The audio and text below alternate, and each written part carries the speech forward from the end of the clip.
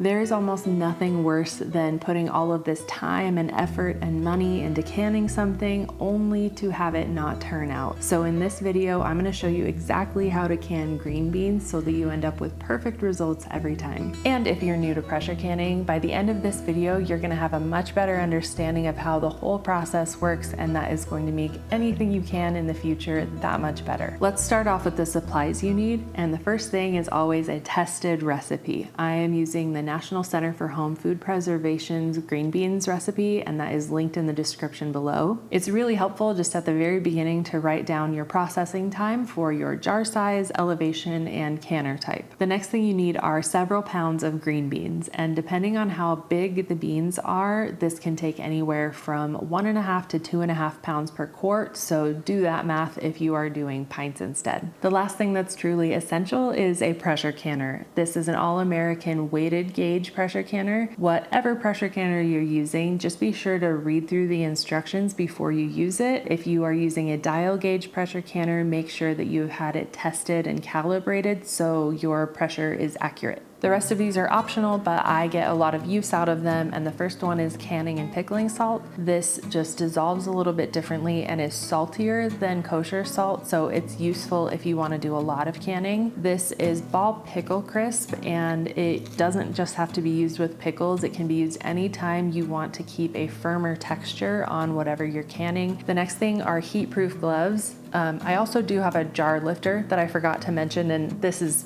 pretty essential, but the heat-proof gloves, especially when you're dealing with steam, can really be useful. And the last thing is a bubble popper or headspace measurer, and this just ensures that you are getting the correct amount of headspace, which will be very important in a little bit. One thing that I don't have here, but a lot of people use, is zinc, and that just keeps them super green instead of kind of this olive color. And the reason I don't include that is because you don't need that much zinc for your body, and it can cause some issues. So totally up to you. It's just not that important to me that they are bright green. And the last thing I feel like I have to mention is a solid block of uninterrupted time. Especially if this is your first time, from start to finish, I would plan on this taking about 5 hours, especially if you're doing it by yourself. So get some helpers, pick a TV show to binge watch while you're doing it, and have some fun. Now I'll get into the step-by-step canning process and call out the specific places where people tend to get off track. One of the most common issues people run into with green beans is siphoning, and that's when a bunch of the liquid escapes the jar during the canning process. This doesn't compromise the safety of what you're canning usually, although it can affect the seal, but it does negatively affect the long-term eating quality, and that's kind of the whole point of canning. First, wash your jars, rings, and lids in hot soapy water and rinse them well. You can also put the jars in the dishwasher if you prefer. Next, you want to get your canner ready, and something I do is elevate the very bottom rack off of the bottom of the canner by about 3 inches with these metal rings. This ensures that my jars are not sitting right in boiling water, which can be one of the things that causes issues. Then place your jars in the canner with a little bit of water in each one, and I add a splash of vinegar to prevent hard water buildup. Then put the lid on loosely. You're not trying to lock it into place yet, but you are trying to keep some of that heat trapped and warm your jars up. This is optional, but I keep my lids in warm water as well. Next, wash and trim your green beans. You have a couple of options here. You can just remove the stem end, you can cut them into 1 or 2 inch pieces, or you can do a center cut style, which is what I like. It's definitely extra work, but I just like the way it looks. I don't know. You can also use green beans, wax beans, Italian beans, French beans. Any kind of bean, any kind of mix is totally fine. Just be sure they're fresh and you're removing any that show signs of deterioration or rust, which is kind of this reddish looking stuff. Now you have the option to raw pack or hot pack, and I'm gonna show you the raw pack because I think the texture is so much better. This is one of the most common spots I see people go wrong. They will have all of the jars out on their counter. They will be cold jars. They'll be filling them with cold food.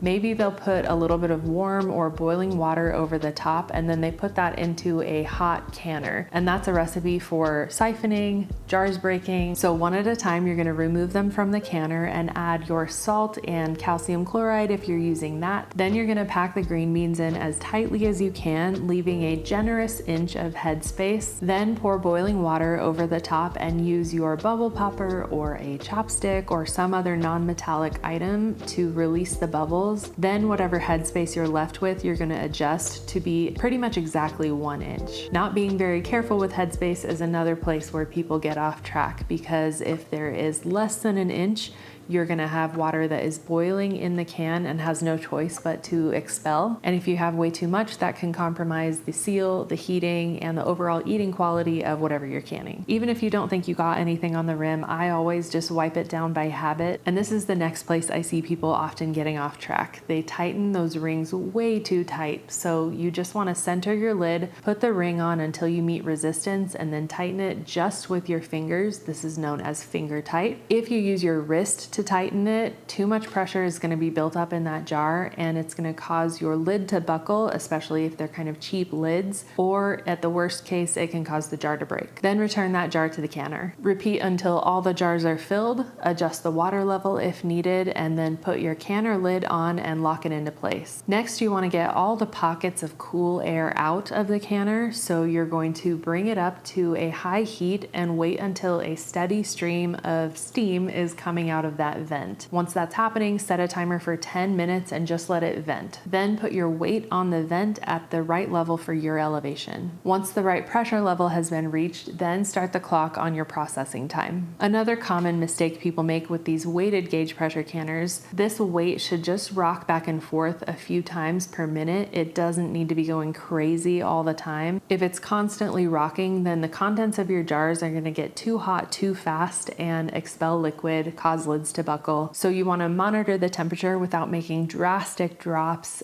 just to the point where that weight is rocking a couple times a minute. Finally, when your processing time is up, turn off the heat and just let it depressurize naturally.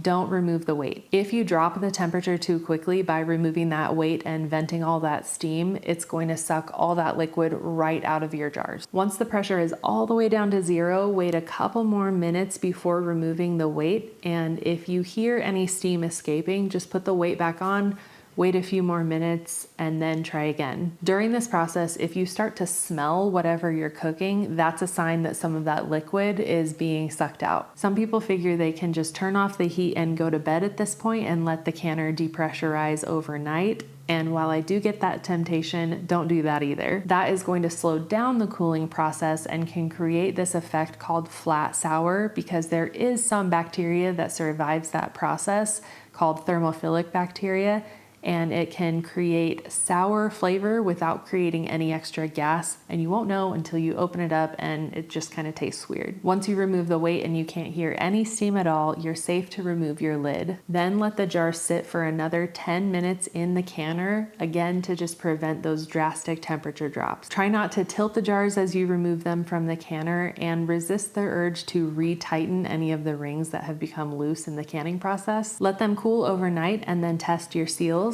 Then label and store them in a cool, dry place with the ring off or very loose. If you've made it all the way to the end, I have a little gift for you. I know that this can be an overwhelming process with a lot of steps, so I've put together just a checklist that you can use.